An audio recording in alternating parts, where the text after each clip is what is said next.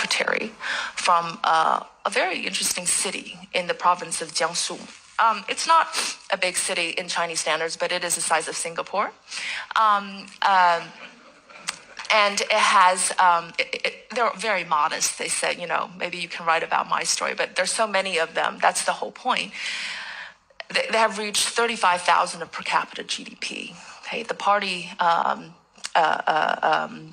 the provincial party secretary, the city party secretary, a woman, is supercharged. They have something like 500 German multinationals there. She said that once there was a intellectual property threat, and she garnered the judiciary and everybody around for a midnight conference and just was able to handle the situation and resolve it. No IP leakage whatsoever. She said, we want to open it up to all the foreign companies, all the private companies. She's talking to entrepreneurs everywhere, trying to bring them into her city very successfully. She's also trained tens of thousands of students, graduated from vocational training, retrained them so they can be the appropriate labor force for the factories that are in her city. And these students from poor families suddenly got 7,000 RMB, right after graduation per month, and they were just absolutely thrilled. That reminds me that governments can really do a lot, retraining and retooling, and the lack of that in the U.S. was one of the reasons why the China shock was felt so strongly. My understanding of this part of the world is that there is significant effort.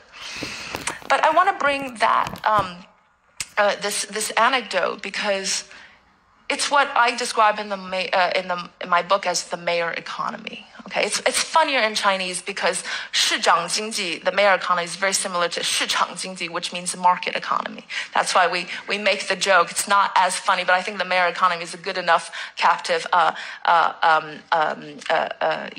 title because China is not just a centralized system. That's what we all think. It's politically centralized, but it's radically economically decentralized. And that lies there lies the fundamental success story of China's economy. It's all these mayors running around, the lady that I mentioned, since the 1980s. They're entrepreneurial. They're often risk takers. They want to bring in the best technologies and investments and capital, and they help the private entrepreneurs. Why do they help the private entrepreneurs? Because they are the best. They want to help the best, not the worst or the most politically connected, because by helping the good entrepreneurs, you're creating an entire ecosystem of success. They bring jobs. They bring fiscal revenue. And by the way, this city, more than half of the fiscal revenues comes from taxes, okay, not from real estate. They have very low GDP, debt to GDP ratio. So again, I'll come back to what we should take out from this story. They want to help these private entrepreneurs because then they create the retail sector. Then even the real estate that they own is worth more. They are building mini Silicon Valleys all around China. And it's only useful if you help the good ones, the productive ones. And so they do that. They don't just help one or two, they help thousands. And so if you look at a picture of the distribution of unicorn companies in China, they're spread all over, with exception of the western, certain central provinces, but really not just in Beijing, Shenzhen, Shanghai, and Shenzhen, as you all know. Even in a second-tier cities, whether it's Wuxi, Wuhan, Suzhou, Hefei, many places you've not heard of, there are global quantum avenues running through, global companies. There are 300 EV cars all in China, and they're all backed by some local provincial party secretary, and they compete. So they're spread all over. And I think that decentralized nature, what I call the mayor economy, is really important to understand, not only to explain China's past growth, also to realize today's challenges, but also to look forward in the future. Why? Because it's the same model, same platform they're using to develop renewables, undertake the green transition, and all of that. It's the same model because the central government needs the local governments to implement. And what do the local mayors get out of this? Why do they want to do the best thing for the economy? Obviously, they're not elected. They don't face re-election pressure, because they have political ambitions to rise up the ranks. The ones that deliver the best economic results coupled with a bunch of other things now. It's not as simple as GDP. In the past, it was just GDP. And that's why everyone was what we call GDP worshipping those days. And that's how you climbed up the ranks, because then you can become the provincial city party secretary, and then provincial party secretary. You become at the very top rank of the central government. Actually, President Xi's father was one of those successful political leaders that implemented reforms, made an economic success, and went straight to the top ranks of the leadership. And they're all competing with each other. So if you think about corruption and the lack of democratic mechanisms, there are much more nuanced mechanisms of competition and checks and balances in China that we may not see from the outside.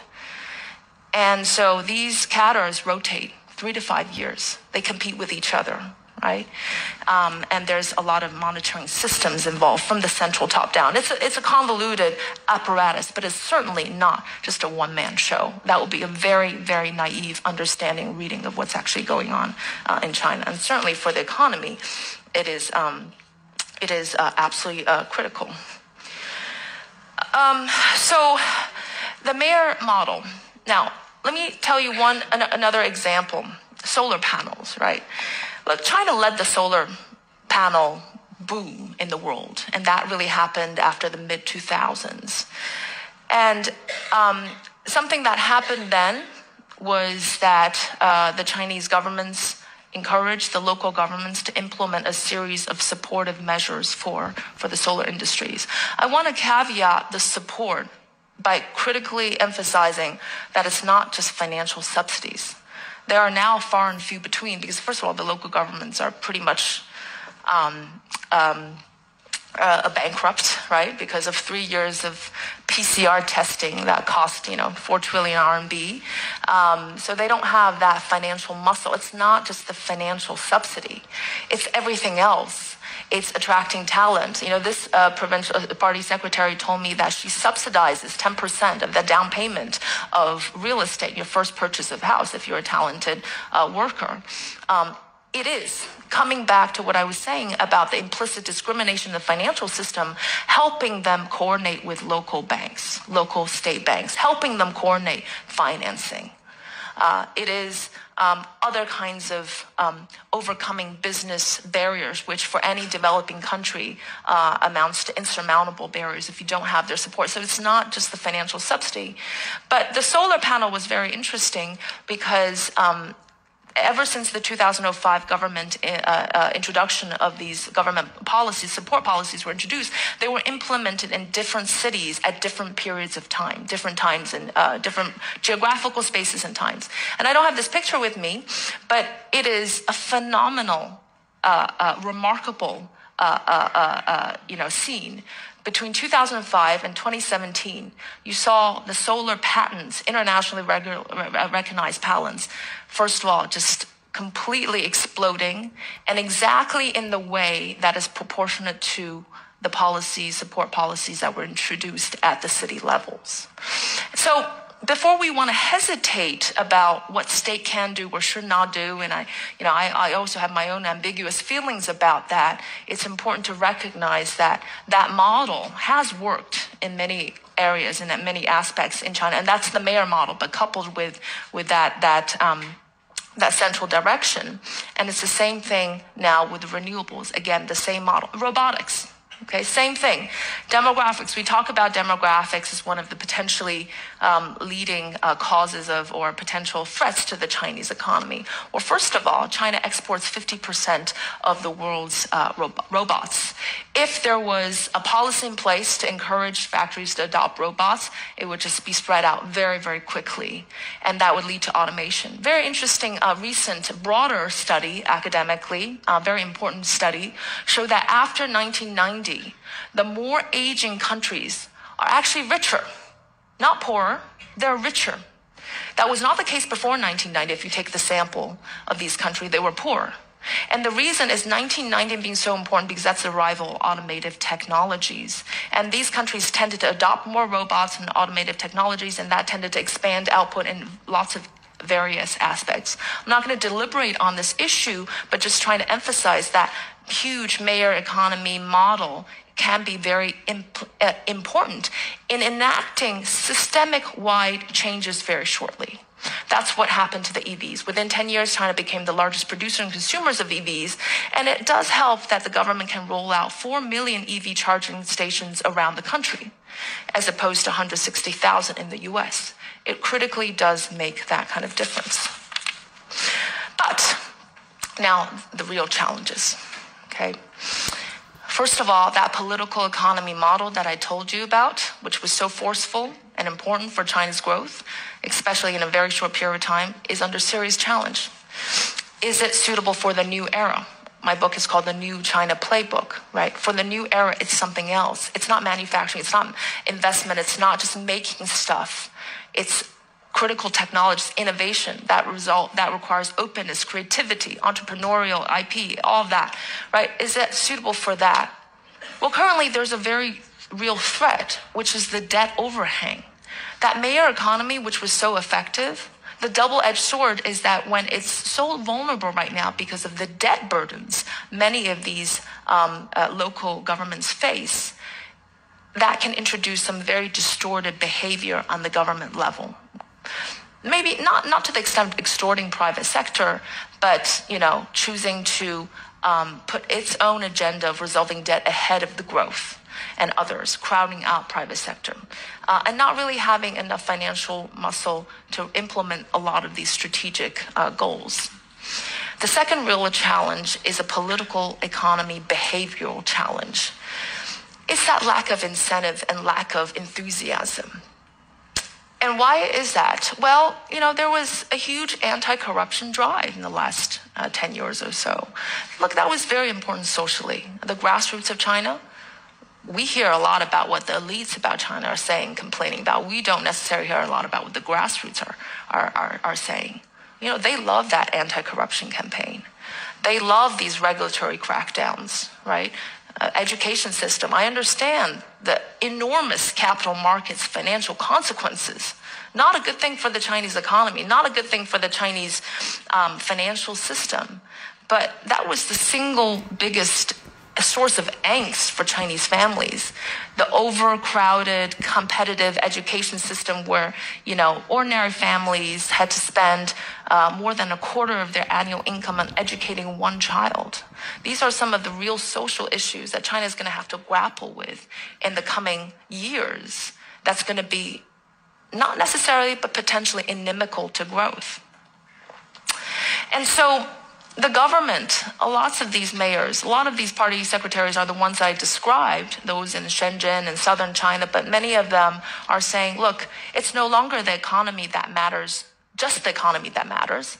It's other things like political loyalty, like social stability. For a few years ago, it was the pandemic. So the metric on assessing these mayors have changed. And so their focus have changed. And many of them come to the conclusion, rather than do nothing, rather than do something and take the risk, right? It's exactly the opposite of the late 1970s and 80s, where by spearing ahead and taking risk, you had potentially the chance of being the paragon of success and everybody following you. Now, very few people want to take these kind of risks. It's not politically a good, safe bet. I think that's underlying the problem. Apart from the short-term confidence issues, if you have that local government sentiment that now is the time to do things to push forward the economy and everybody has to get their act together, I think the situation would be very changed. And very briefly, a skill mismatch for the youth, high youth unemployment, 25%. A lot of these people have really, they've emptied their bank accounts, the parents, to educate these kids, and they found themselves without jobs. That poses a social problem. So let me conclude to say that, look, there are seemingly irreconcilable paradox to the Western eye, might not be so to the Chinese people. I would suspend our biases, okay? We tend to use our own framework and lens and perspective, especially a cultural and social perspective, to judge others. I think that would be a mistake because there's a lot of people in China thinking potentially differently about their government and their economy. So this anecdote I told you, I'm going to tell you is